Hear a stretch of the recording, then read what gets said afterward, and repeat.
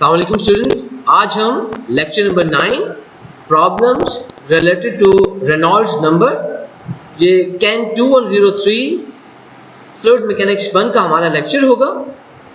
आज का जो हमारा लेक्चर है ये हमारे लास्ट लेक्चर जिसमें हमने रेनॉल्ड्स नंबर और जो है लैमिनर टर्बुलेंट रेजीम्स के बारे में देखा था। हमने जो है एक ट्रांजिशन रीजन था उसके बारे में पढ़ा था। ये उनकी एक एप्लीकेशन है, किस तरीके से हम रेनॉल्ड्स नंबर को हम जो है न्यूमेरिकली हम रेनॉल्ड्स नंबर का सोल्यूशन लेते हैं। कुछ प्रॉब्लम्स हैं, उस प्रॉब्लम्स में आप उन प्रॉब्लम्स को खुद सॉल्व करेंगे, मैं सिर्फ यहाँ पे डिस्कस करूँगा। आप लोगों को ऑलरेडी पता है कि जो रेनॉल्ड्स नंबर का जो फॉर्मूला है उसके साथ साथ रेनॉल्ड्स नंबर के ये जानना सबसे इम्पॉर्टेंट है, याद रखना सबसे इम्पॉर्टेंट है कि जो रेनॉल्ड्स नंबर है ये एक डायमेंशनलेस नंबर है, इसका कोई यूनिट नहीं होगा। जब आप इन प्रॉब्लम्स को सॉल्व करते हैं और अगर ड्यूरिंग द सॉल्यूशन आपके जो प्रॉब्लम है उसका कोई यूनिट या उसकी कोई डायमेंशन बाकी रह रही है, इसका मतलब है आपका जो सॉल्यूशन है वो गलत है, आपने कहीं मिस्टेक की है। Please revise your solution, go back, search for the mistake, correct it. ये आप लोगों को जरूरी करना होगा। इसके साथ साथ मैंने इसी लेक्चर के हवाले से एक कंसोलिडेटेड किस्म की आपको असाइनमेंट जो है वो आपके LMS पर ऑलरेडी मैंने अपलोड कर दी है। ये जो न्यूमेरिकल्स है आपके पास टाइम है इस वक्त नेक्स्ट संडे था, आज सैटरडे है, नेक्स्ट संडे तक आपके पास टाइम होगा, यानी कि 21 जून 2020 शाम 6 बजे तक आपके पास टाइम है। आप इन न्यूमेरिकल्स को सॉल्व कर सकते हैं। सॉल्व करने का तरीका आप या वर्ड पे सॉल्व कीजिए और उसको फिर PDF में कन्वर्ट कीजिए, या उसके अलावा आप उसको पेपर पे सॉल्व करने के बाद उसको स्कैन कर लीजिए या उसकी पिक्चर्स खींच लें, और पिक्चर्स अगर आप खींचते हैं तो आप उनको PDF में कन्वर्ट कीजिए, LMS पर अपलोड कीजिए। अगर आप उसको LMS पर अपलोड नहीं कर पाते तो फिर आप मुझे ईमेल कर सकते हैं asim.ali@kfueit.edu.pk। अगर आप जो है LMS पर अपलोड नहीं कर पाए और आपने मुझे ईमेल की है तो आपको चाहिए कि आपको जो डिफिकल्टी फेस हुई थी आप उसकी स्क्रीनशॉट लेकर मुझे ईमेल करें, ताकि मुझे पता लग जाए, क्योंकि बेटा ईमेल की सिर्फ मैंने आपको फैसिलिटी दी है, आपको LMS पर ही अपलोड करना है ताकि आपकी जो असाइनमेंट है वो मिसप्लेस ना हो जाए। रेनॉल्ड्स जो नंबर है उसके लिए जो हम मैथमेटिकल एक्सप्रेशन यूज करते हैं, आपको ऑलरेडी उस एक्सप्रेशन का पता है कि हम किस तरीके से जो एक्सप्रेशन है उसमें Reynolds number RE is equal to dV rho over mu. ये जो म्यू है इसको हम डायनेमिक विस्कोसिटी या खाली विस्कोसिटी कह देते हैं। इसी एक्सप्रेशन को आप इस तरह हम भी लिख सकते हैं कि dV ओवर न्यू। अच्छा, अब म्यू डिवाइडेड बाय रो यानी कि डायनेमिक विस्कोसिटी या viscosity divided by density is equal to kinematic viscosity. ये जो है आप इंटरचेंज कर सकते हैं। अगर आपके पास ये दो वैल्यूज गिवन है तो आप इनको यूज करें। अगर आपके पास काइनेमेटिक विस्कोसिटी गिवन है then it's better to use kinematic viscosity. तो ये आप लोगों के पास दोनों किस्म के एक्सप्रेशंस मौजूद है। फिर थोड़ा सा रिवाइज कर लेते हैं, देखते हैं कि इस फॉर्मूले के अंदर जो हमने टर्म्स बताई हैं कौन कौन सी टर्म है। RE is equal to Reynolds number, D is equal to diameter of the pipe or tube, V is equal to average velocity of the liquid या fluid जो है वो flowing through the pipe or tube। अच्छा, अब देखिए, क्योंकि हमारे पास individual layers की वेलोसिटी नहीं है तो बेसिकली अगर आपके पास कहीं जो प्रॉब्लम स्टेटमेंट में एवरेज वेलोसिटी मेंशन है या आपके पास ये मेंशन है कि वेलोसिटी उसकी इतनी है तो आप उसको एवरेज वेलोसिटी ही लेंगे, तो आप लोगों ने इसको कंफ्यूज नहीं होना इस पे। तो क्योंकि हमारे पास लेयर्स की कोई इंडिविजुअल वेलोसिटी नहीं है, होता भी यही है कि आप लोग बेसिकली जो वेलोसिटी हम मेजर कर रहे होते हैं वो एक्चुअली एवरेज वेलोसिटी होती है। हम उसके लिए जनरली जब लिख रहे होते हैं तो खाली वेलोसिटी भी उसको कह देते हैं, लेकिन वो होती है एवरेज वेलोसिटी ही है। Rho density of the liquid, जो आपके पास डेंसिटी ऑफ द लिक्विड है। Mu viscosity of the liquid. Mu जो है आप लोगों ने खास ध्यान से देखना है कि किस किस्म के मुख्तलिफ यूनिट्स में है। आगे हम मैं जो स्टेटमेंट्स में वो अगर कोई चेंज यूनिट्स आए हैं तो मैं उनको फिर फर्दर एक्सप्लेन कर दूंगा कि किस तरीके से आपने उन यूनिट्स को यूज करना है। New kinematic viscosity of the liquid, आप लोगों को बिल्कुल ये आपने इसको भूलना नहीं है।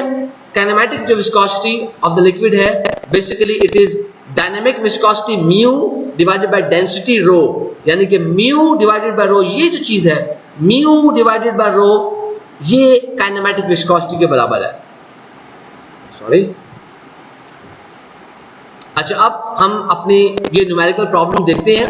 Problem number 1, water at 10 degrees C is flowing at an average velocity of 2 meters per second in a 100 millimeter diameter pipe with a dynamic viscosity of 1.35 cp. Calculate the Reynolds number. What type of flow is this? हमारे पास water है जो कि 10 degree centigrade पर एक average velocity 2 metres पर second के साथ 100 millimetre diameter pipe में से इस डायनामिक विस्कोसिटी पर फ्लो कर रहा है। आपने इन वैल्यूज को यूज करते हुए आपने रेनॉल्ड्स नंबर की वैल्यू निकालनी है, ये भूलना नहीं है। Reynolds number is a dimensionless number. आपके पास खाली न्यूमेरिकल वैल्यू आएगी, कोई यूनिट नहीं आएगा, कोई डायमेंशन नहीं आएगी। अगर आपके पास कोई यूनिट या डायमेंशन आ रही है तो इसका मतलब है कि आपके सॉल्यूशन में प्रॉब्लम है। Please revise your solution. फिर जो आपकी न्यूमेरिकल वैल्यू आएगी आपने उस न्यूमेरिकल वैल्यू को देखना है कि वो आया लैमिनर होगी या टर्बुलेंट होगी। ऑलरेडी आप लोगों को पता है, ऑलरेडी आप लोग जानते हैं कि अगर आपके पास जो रेनॉल्ड नंबर है जो आपकी वैल्यू आएगी 2100 से लेस है, that means your flow is laminar. If your Reynolds number is more than 4000 it will be turbulent. Pipe हो या ट्यूब हो कोई फर्क नहीं है, ये दो कंडीशंस आपके पास ऐसी लगेंगी। हाँ, 2100 और 4000 के दरमियान में आपके पास जो रीजन है वो एक ट्रांजिशन रीजन है, जिस रीजन में आपका फ्लो लैमिनर भी हो सकता है, टर्बुलेंट भी हो सकता है। तो आपके पास अगर ट्यूब्स होगी तो ट्यूब्स में आपको याद होगा मैंने बताया था कि जो लैमिनर फ्लो होता है वो बहुत ज्यादा हाई रेनॉल्ड्स नंबर पर भी पॉसिबल है, अनलेस और अनटिल उसके अंदर किसी किस्म की कोई डिस्टॉर्शन ना आ जाए, आपके फ्लो के अंदर कोई डिस्टर्बेंस ना आ जाए, तो वो फ्लो अपना जो है लैमिनर जो है वो लैमिनर ही रहता है। तो ये सारी बातें आपने इस आंसर में लिखनी होंगी कि आप इस वैल्यू को देखकर क्या अखज़ करते हैं। अच्छा, अब देखिए अगर किसी स्टेटमेंट के अंदर आपके पास एवरेज वेलोसिटी के बजाय वेलोसिटी भी लिखा है तो उसका सेम मतलब होगा, आप लोगों ने इस चीज से घबराना नहीं है। एक और चीज देखिए कि हम इस जो फॉर्मूला है हमारे पास रेनॉल्ड्स नंबर का डाया, बेसिकली जो आप डाया यूज करते हैं वो आपके पास जो है इनसाइड डायामीटर ही होता है, लेकिन आपके पास अगर मेंशन नहीं है, अब आपके पास अगर थिकनेस नहीं है तो आपके पास तरीका कोई मौजूद नहीं है कि आप इनसाइड डायामीटर मालूम कर लें, क्योंकि you already know that outside diameter minus 2 times the wall thickness is equal to the inside diameter of the pipe. अगर आपके पास ये इंफॉर्मेशन मौजूद हो आउटसाइड और वॉल थिकनेस तो आप इनसाइड डायमीटर कैलकुलेट कर सकते हैं, लेकिन अगर जस्ट आपको डायमीटर मेंशन है तो आप उसी डायमीटर को आईडी यानी कि इनसाइड डायमीटर समझते हुए आप इसको सॉल्व करेंगे। अच्छा, अब यहाँ पे देखिए मैंने एक वैल्यू लिखी है, ये यहाँ पे एक चीज लिखी है डायनेमिक विस्कोसिटी। तो आप लोगों ने बेटा याद रखना है कि आपके पास जो है अगर काइनेमेटिक विस्कोसिटी लिखा होगा तो वो काइनेमेटिक ही विस्कोसिटी होगी, काइनेमेटिक विस्कोसिटी ही होगी। लेकिन अगर आपके पास खाली विस्कोसिटी लिखा हुआ है या आपके पास अगर डायनेमिक विस्कोसिटी लिखा हुआ है तो आप उसको म्यू लेंगे। अगर आपके पास काइनेमेटिक विस्कोसिटी मेंशन है स्पेसिफिकली तो आप फिर उसको जो है म्यू लेंगे। जो वैल्यू होगी वो 1.35 CP। CP का क्या मतलब है? Basically C stands for centi, P stands for pius, POISC। तो CP is equal to centipius। ये आपका विस्कोसिटी का यूनिट है। इसकी कन्वर्जन कैसे होती है? बेसिकली 1 pius यानी कि 1 capital P is equal to 100 centi-P, centipius या CP। So 1 P is equal to 100 CP and 1 CP is equal to 1 grams पर सेंटीमीटर पर सेकेंड। बेटा दोबारा इस बात को सुनिए, इंपॉर्टेंट बात है। 1 poise is equal to 100 centipoise या 1 P is equal to 100 CP, और आपके पास जो 1 सीपी होती है उसको लिखते हैं 1 gram divided by centimetre into second. लेकिन जब उसको बोलने का जो सही तरीका है वो ये है 1 ग्राम्स पर सेंटीमीटर पर सेकेंड, ये आपके पास 1 सीपी होता है। ये जब आप सारी वैल्यूज रेनॉल्ड्स नंबर के इस फॉर्मूले में लगाएंगे तो आपके पास एक डायमेंशनलेस वैल्यू आएगी, एक बिल्कुल डायमेंशनलेस वैल्यू आएगी। यूनिट बच रहे हैं, बेटा आप अपने सोल्यूशन को दोबारा रिवाइज करें। You must have made some mistake, अपनी मिस्टेक को आइडेंटिफाई करें, अपनी मिस्टेक को करेक्ट करें, जो है आपको ये करना लाजमी होगा। फिर आपने इस न्यूमेरिकल वैल्यू को देखते हुए आप लोगों ने अपना फ्लो बताना है कि यहां पर आपका किस किस्म का फ्लो होगा। ऑलरेडी मैं इस पे बात कर चुका हूं। प्रॉब्लम स्टेटमेंट नंबर 2 देखते हैं।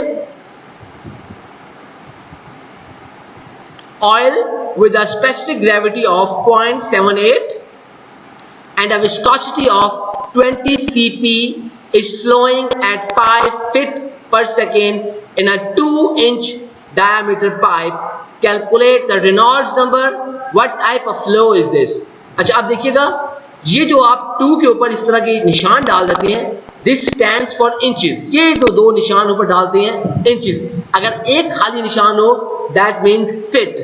बेटा भूलना नहीं है, मैंने आगे एहतियातन ब्रैकेट्स में आपको 2 इंचेस मेंशन कर दिया है ताकि आप लोगों को पता हो। अच्छा, इस प्रॉब्लम के अंदर आप देखिए, आपको वेलोसिटी गिवन है 5 फीट पर सेकेंड, डायमीटर गिवन है 2 इंचेस, बताया नहीं है इनसाइड है आउटसाइड है, क्योंकि स्पेसिफिकली मेंशन नहीं है। आपके पास एक ही डायमीटर गिवन है। You will consider this diameter as a ID inside diameter and you will use it as such in RE is equal to dV rho over mu। फिर ये देखिए 20 cp 20 सेंटीपायर्स, आप लोगों को ये जो विस्कोसिटी या डायनेमिक विस्कोसिटी, देखिए यहाँ पे मैंने विस्कोसिटी लिखा था, ऊपर डायनेमिक विस्कोसिटी लिखा है बताने के लिए कि आप लोगों ने घबरा नहीं जाना। डायनेमिक विस्कोसिटी या normal viscosity are the same things, only जो आपकी काइनेमेटिक विस्कोसिटी होती है जो कि न्यू है, it is mu divided by rho, यानी कि जो काइनेमेटिक विस्कोसिटी है, this viscosity is the dynamic viscosity divided by density. अच्छा, अब स्पेसिफिक ग्रेविटी मेंशन्ड है, बेटा ख्याल से भूलना नहीं है। जो स्पेसिफिक ग्रेविटी होती है किसी लिक्विड की, उसका तरीकाकार ये होता है कि specific gravity of a liquid is equal to density of that liquid divided by density of the water. तो आप लोगों ने इसको भूलना नहीं है।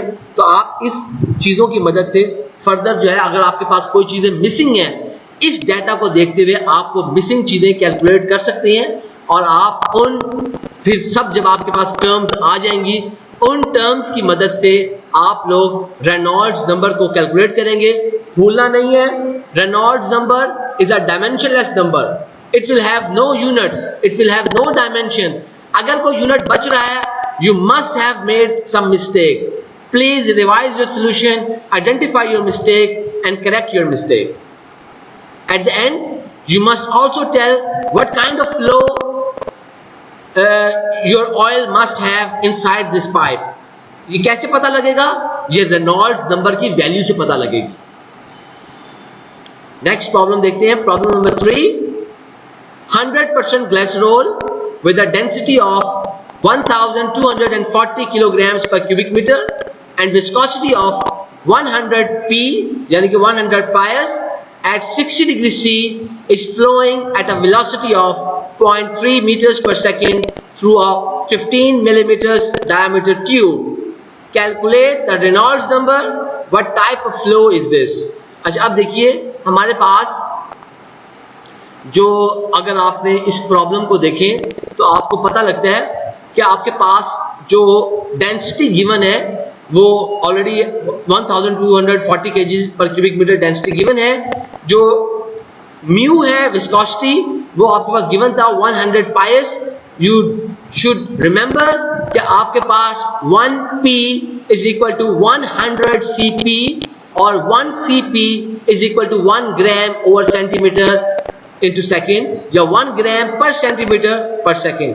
ये वैल्यूज जो आप लोगों को गिवन है, इन सारी वैल्यूज को आप रेनॉल्ड्स नंबर के फॉर्मूले के अंदर यूज करेंगे।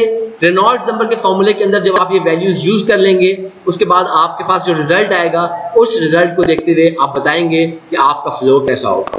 Problem number 4, a fluid has a flow rate of 1387 liters per minute, specific gravity of 1.87 and kinematic viscosity of 0.03 meter square per second, and is flowing through a circular pipe of 3 by 4 inches.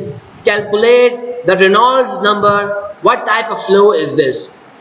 अच्छा, आप इस problem में भी मैंने आपको already मैं ये बता चुका हूं कि ये जो 2 डैश आप इस तरह लगाते हैं, ये जो 2 डैश मेंशन किए हुए हैं, this dash actually represents inches. अगर यहाँ पे सिंगल डैश होगा वो फिट को रिप्रेजेंट करेगा, और मैंने वैसे आप लोगों को मुगालते से बचाने के लिए मैंने 3 by 4 इंच आगे ब्रैकेट्स में लिख दिया है।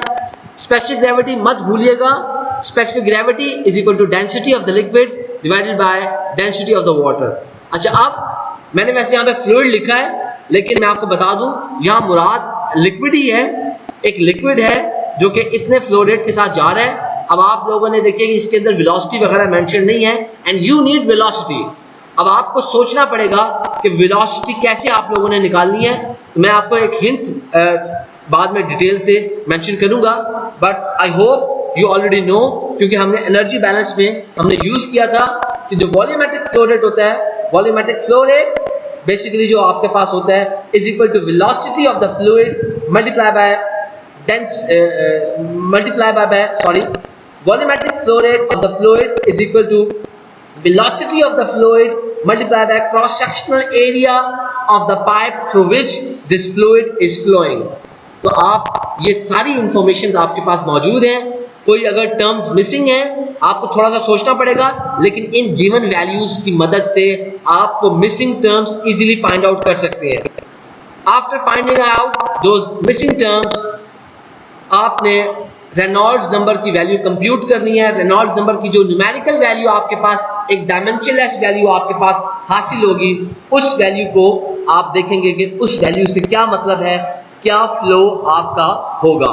नेचर ऑफ द फ्लो आपको बताना होगा। Problem number 5, a fluid is flowing through a 4 millimeter inside diameter venturi tube with a specific gravity of 1, kinematic viscosity of 1.028 multiplied by 10 raised to power minus 6 meter square per second and mass flow rate of 1 kg per second. Calculate the Reynolds number. What type of flow is this? अच्छा, venturi tubes अभी आप लोगों ने नहीं पढ़ी। हमारे पास जो fluid mechanics की लैब है उसके अंदर एक अपरेटस होता है, बर्नौलीज अपरेटस। तो अभी हम बर्नौलीज थ्योरम इंशाल्लाह नेक्स्ट लेक्चरों में पढ़ेंगे, तो आपको मजीद क्लियर हो जाएगा। उसके अंदर आपके पास एक ट्यूब होती है। तो ट्यूब बेसिकली क्या होता है कि आपके पास शुरू में तो वो गोल ही होती है, दरमियान में एक वो वी शेप में आ जाती है, जहां पर उसको जो डायमीटर है बेसिकली वो डायमीटर रिड्यूस्ड होता है, और उस जगह पर उस वेंचुरी जो ट्यूब है आपको एक जगह पर उसका डायमीटर गिवन है। तो आपको यहाँ पे देखिए इनसाइड डायमीटर मेंशन है। अगर ये मेंशन ना भी होता, only one diameter is given, then you must use this diameter as the inside diameter। भूलना नहीं है, diameter given है।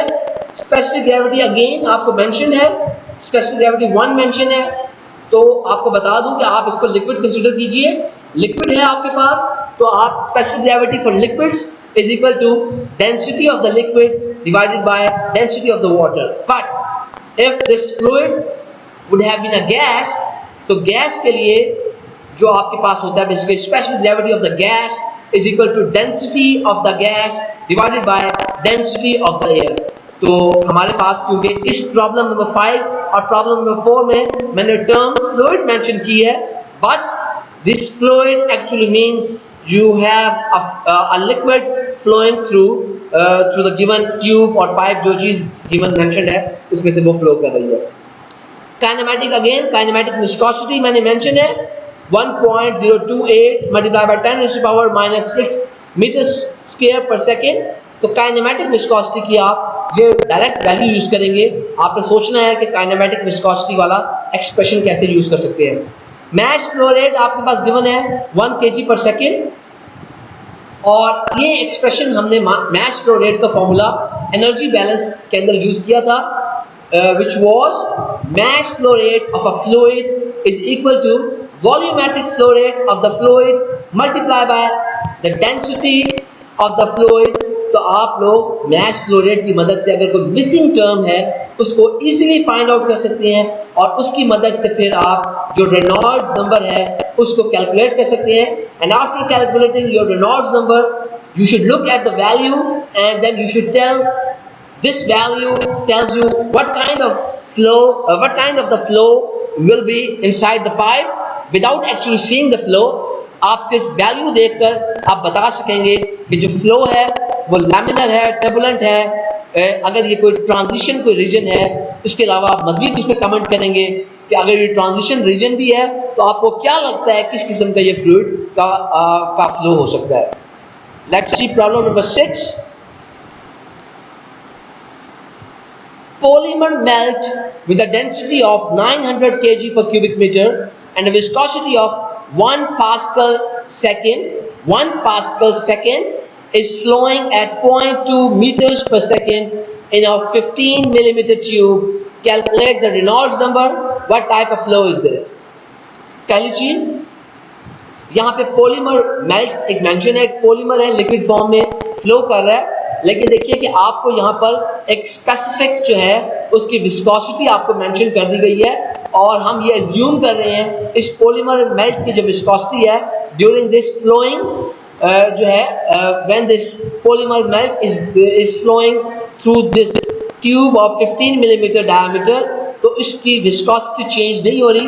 आपके पास एक कांस्टेंट विस्कोसिटी की value 1 pascal into second mention कर दी गई है।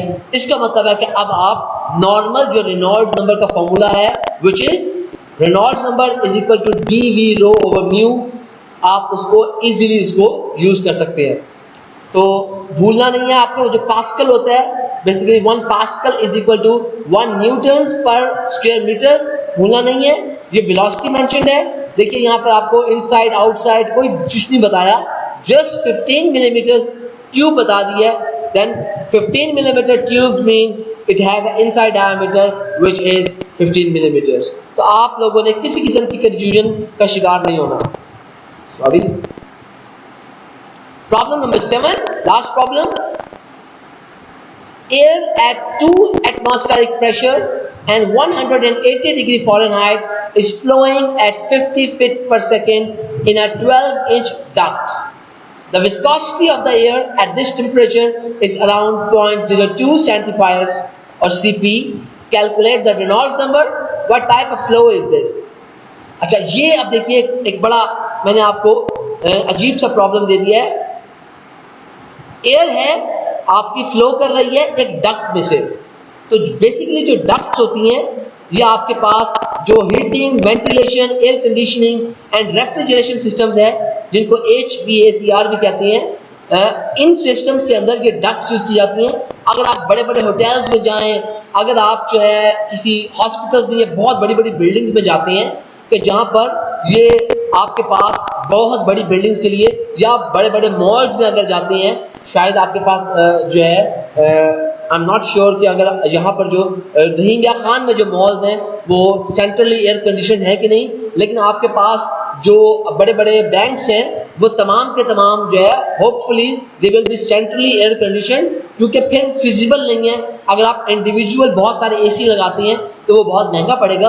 तो क्या किया जाता है, एक बहुत बड़ा AC का यूनिट लगा दिया जाता है और डक्टिंग की जाती है। ये जो डक्ट्स होती हैं basically these are kind of tubes, लेकिन the ducts are mostly in rectangular shape, sometimes they are also in square shape, mostly ये rectangular shape की होती हैं, और इनमें से जो एयर है, जो कोल्ड एयर है वो फ्लो करती है। अगर विंटर होगा, अगर अगर विंटर है तो हॉट कोल्ड एयर फ्लो कर रही होगी, अगर विंटर है तो इसमें से हॉट एयर फ्लो कर रही होगी, अगर आपके पास समर है तो उसमें से कोल्ड एयर फ्लो कर रही होगी। ये आपको डक्ट्स आप यूज करते हैं। तो डक्ट का डाया आपको गिवन है 12 इंचेस, भूलना नहीं है। This small 2 dashes means inches. Velocity given है 50 फीट पर सेकेंड। एयर का आपको प्रेशर दे दिया है, एयर का आपको टेम्परेचर दे दिया है। विस्कोसिटी क्योंकि गिवन है 0.02 cp। Basically this viscosity is measured at this temperature of 180 degree Fahrenheit. अच्छा, अब क्योंकि ये सारी स्पेसिफाइड वैल्यूज हैं, ये मेंशन है, आप लोगों को गिवन है, therefore we will be using Reynolds number is equal to dv rho over mu। हम रो फॉर्मूला यूज करके इजीली हम जो है आप अपना रेनॉल्ड्स नंबर की न्यूमेरिकल वैल्यू को फाइंड आउट कर लेंगे। एक चीज इस फॉर्मूले में आपको चाहिए होगी, वो डेंसिटी है। डेंसिटी इस फॉर्मूले में गिवन नहीं है, तो डेंसिटी के लिए आप लोगों को आइडियल गैस लॉ यानी कि PV is equal to nRT use करना पड़ेगा। उसकी मजीद कुछ मैं आपको एक्सप्लेनेशन जो है मैं मजीद उसकी करता हूँ।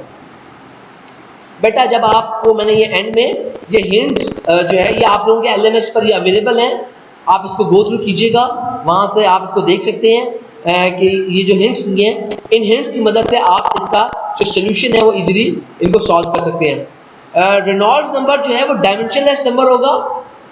आपके अगर यूनिट्स आ रहे हैं, कोई एक आध यूनिट बच रहा है, सेकंड बच रहा है, मीटर बच रहा है, न्यूटन बच रहा है, I don't know, whatever unit is still there, this is a mistake. Identify your mistake, correct it, उसके बाद ही आप इसका जो सोल्यूशन होगा वो दुरुस्त होगा। डायमेंशनलेस है, आपने गलती नहीं करनी। फिर इंपॉर्टेंट 1p यानी कि 1 poise is equal to 100 cp या 100 centipoise, and 1 cp is equal to 1 gram per centimetre per second. लिखते कैसे हैं? g over centimetre into second. मैंने cp मेंशन कर दिया है, cp is equal to centipoise, तो ये आप कन्वर्जन इजीली इसको यूज कर सकते हैं। अच्छा, इसी तरह specific gravity of the fluid मैंने आपको बताई है कि बेसिकली ये होना चाहिए था, specific gravity of the liquid is equal to density of the liquid divided by density of the water at 20 degree C, या अगर आपके पास स्पेसिफिक ग्रेविटी ऑफ गैस होगी तो density of the gas divided by density of the air at वो 0 degree C पर होती है। मैं बेटा ये करेक्ट आपकी अपलोड कर दूंगा, तो आप लोगों को इसे घबराना नहीं है। ये थोड़ा सा मैंने फ्लूइड मेंशन कर दिया है, जहां पे मुझे लिक्विड मेंशन करना चाहिए। अच्छा जी, ये ऑलरेडी मैं आप प्रॉब्लम स्टेटमेंट में आप लोगों को एक्सप्लेन कर चुका हूं किस तरीके से आप लोगों ने ख्याल रखना है इन फॉर्मूलाज का, जो आप लोग ऑलरेडी ये फॉर्मूलाज यूज कर चुके हैं अपनी एनर्जी बैलेंस कैलकुलेशन में। mass flow rate of liquid is equal to volumetric flow rate of liquid multiplied by density of the liquid. Volumetric flow rate of liquid is equal to velocity of the liquid multiplied by cross sectional area of the pipe or tube.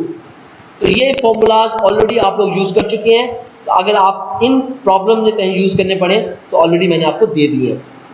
अच्छा, फिर मैंने आपको बताया कि जैसे polymer melt is a very viscous liquid, but its density is provided and it is assumed that its viscosity is provided and it is assumed that this viscosity is not changing, और ये viscosity जो है independent of shear rate है, that's why ये constant थी, इसीलिए आप ये रेनॉल्ड्स नंबर का जो नॉर्मल एक्सप्रेशन है dv rho over mu, इसके लिए वो यूज करेंगे। ऑलरेडी बता चुका हूँ ducts are typically used for gases, जैसे कि एयर है उसको हीटिंग, वेंटिलेशन, एयर कंडीशनिंग और रेफ्रिजरेशन HVACR सिस्टम में उनको यूज किया जाता है, और बाज़ औक़ात इनको HVAR भी लिखती है। तो बेटा अगर आपके पास कहीं HVACR या HVAR आपके पास अगर मेंशन है तो आप लोगों ने इसे घबरा नहीं जाना। HVACR या HVAR तो ये एक ही चीज है। और ये जो आपकी डक्ट्स होती हैं ये रेक्टेंगुलर इन शेप होती हैं, और आप डक्ट्स को एज ट्यूब्स कंसीडर करेंगे। फिर जो आपके पास गैसेस हैं, क्योंकि वो एक स्पेसिफिक टेम्परेचर और प्रेशर पर गिवन है, उनकी हर चीज आपको स्पेसिफाइड है। Please use the Reynolds number formula RE = dV rho over mu। मैंने आपको, अगर आपको कहीं मोलर मास ऑफ एयर चाहिए, मैंने आपको दे दिया है molar mass of air is equal to 28.9647 grams per mole. अच्छा, जो डेंसिटी ऑफ द गैसेस है, आप लोग डेंसिटी ऑफ द गैसेस को फाइंड आउट करने के लिए आइडियल गैस लॉ यूज करते हैं, which is PV is equal to nRT। और इसमें आपके पास P क्या है? एब्सोल्यूट प्रेशर है। बेटा यहाँ पर बच्चे मिस्टेक करेंगे, आप लोगों को जो प्रेशर गिवन होगा आप लोगों ने इसको एब्सोल्यूट प्रेशर में कन्वर्ट करना है। शुरू के लेक्चर्स याद कीजिए कि आप किस तरीके से आपके पास जो है वो absolute pressure, gauge pressure, atmospheric pressure, ये किस तरीके से आपस में रिलेट होते हैं। फिर आपके पास ये वॉल्यूम है, आपके पास n नंबर ऑफ मोल्स है, R आइडियल गैस कांस्टेंट है, T अगेन एब्सोल्यूट टेम्परेचर है। एब्सोल्यूट टेम्परेचर बेसिकली क्या होता है कि आपके पास अगर सेंटीग्रेड है तो वो केल्विन होगा, अगर डिग्री F है तो वो रैंकिन होगा, R होगा। तो ये जो R है बेसिकली ये आइडियल गैस कांस्टेंट है। उसकी बहुत सारी मुख्तलिफ किस्म की वैल्यूज हम ऑलरेडी अपने एनर्जी बैलेंस कैलकुलेशन में यूज कर चुके थे। मैंने अगेन आप लोगों को सर्च आउट ना करना पड़े, मैंने ये वैल्यूज आपको मेंशन कर दी है। कुछ वैल्यूज जो की हैं यूनिट, मुख्तलिफ यूनिट्स में, वो क्या हो सकती हैं? 8.314 cubic metres into pascal divide by moles into kelvin. यहाँ पर जो K है केल्विन है। 0.08314 litres into bar divide by moles into kelvin. ये जो L है ये लीटर्स है। 0.08206 litres into atmosphere divide by moles into kelvin, ये आपके पास एक और यूनिट है। इसी तरह 62.36 liters into millimeters of mercury divided by moles into Kelvin। फिर 0.7302 cubic feet into atmosphere divided by pound moles into R।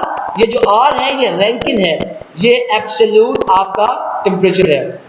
फिर 10.73 cubic feet into PSIA, ये आपके पास PSI एब्सोल्यूट है। Pound moles divide by pound moles into R। इसी तरह 8.314 joules divide by moles into kelvin.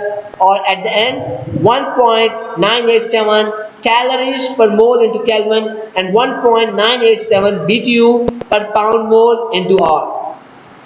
बेटा आप इनमें से जो मोस्ट सूटेबल है आप यूज करके ये आप आइडियल गैस लॉ में यूज कीजिएगा, और फिर आप आइडियल गैस लॉ में से आपकी डेंसिटी कैलकुलेट करनी है। ये आपको देखना, थोड़ा सोचना पड़ेगा। ऑलरेडी एनर्जी बैलेंस में हम इसको काफी डिटेल से कवर कर चुके हैं। बेटा यही 7 प्रॉब्लम्स आपकी असाइनमेंट की है। आपने इन प्रॉब्लम्स को या तो वर्ड पे सॉल्व करें या पेपर्स पे नीट एंड क्लीन सॉल्व करें, उनको स्कैन करें या उनकी पिक्चर्स खींचने के बाद एक PDF फाइल बनाकर LMS पे अपलोड कर दें। Your assignment is already uploaded on LMS, तो आप LMS पर अपलोड कर सकते हैं।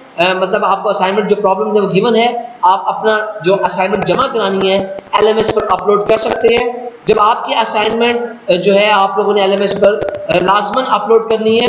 In case if you face severe difficulties, आप लोगों को कोई बहुत शदीद किस्म के प्रॉब्लम्स फेस करने पड़े हैं LMS पर अपलोड करने के लिए, फिर बेटा आप मुझे अपनी असाइनमेंट ईमेल कर सकते हैं। लेकिन ईमेल के अंदर जो सब्जेक्ट है उसमें clearly you should mention your complete student registration number, your name, ताकि आपको मैं आइडेंटिफाई कर सकूं, और साथ में मेंशन कर दें असाइनमेंट फॉर FM1 ताकि वो मिस ना हो सके।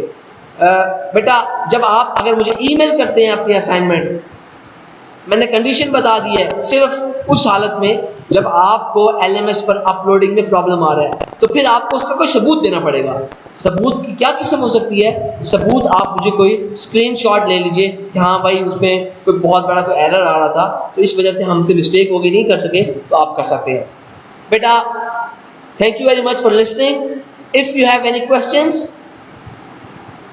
you can write me an email at asim.ali@kfueit.edu.pk, or you can send me a message on my WhatsApp। इसके अलावा आपके पास मौका होगा लाइव सेशन में मुझसे सवालात पूछने का। बेटा ये सवाल आप लोगों ने खुद करने हैं, मैंने ऑलरेडी जो चीज़ें एक्सप्लेन करनी थी। अब अगर आप मुझसे कोई ये पूछेगा कि PV is equal to nRT से डेंसिटी कैसे निकलनी है, ये ऑलरेडी आप लोग जानते हैं, मैंने आपको बता दिया, हिंट्स दे दिए हैं, इसीलिए मैंने आपको हिंट्स डिटेल से दे दी हैं कि आप ताकि इसको सॉल्व कर सकें। थैंक यू वेरी मच जी। इंशाल्लाह हमारी मुलाकात लाइव सेशन में होगी। ओके जी, अल्लाह हाफिज।